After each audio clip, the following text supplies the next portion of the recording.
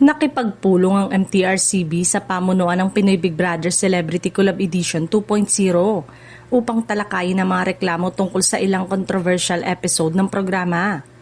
Ayon sa nilabas na statement ng MTRCB, ay iminungkahi ni Chairperson Lala Soto ang pagbuo ng Code of Ethics at Protective Guidelines para sa kapakanan ng mga housemates. Lalo na't malaki ang impluwensya ng palabas sa mga kabataan. Tiniyak naman daw ng Pinoy Big Brother na aktibo nilang ginagabayan ng mga housemates at mariing binigyang diin na walang puwang ang kawalan ng respeto sa loob ng bahay ni Kuya habang patuloy nilang itinataguyod ang kultura ng responsibilidad. Matatanda ang maraming viewer ang hindi natuwa sa green jokes ng mga male celebrity teen housemates sa mga kasama nilang babaeng housemates.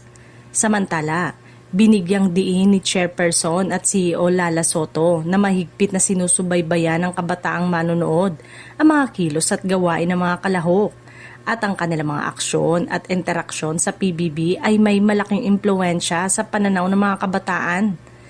Inirekomenda rin ng board na gamitin ng authentic moments bilang huwara ng paggalang at positibong asal at gawing makabuluhang aral ang mga ito para sa mga manonood. Ibinahagi ng PBB team na tinutulungan nila ang mga babaeng kalahok sa pagproseso ng kanilang emosyon at ginagabayan ang mga kalalakihang nasadlak sa problema. Binigyang diin din nila na walang puwang ang kawalan ng respeto sa loob ng bahay ni Kuya at patuloy nilang pinatitibay ang kultura ng paggalang, respeto at responsibilidad.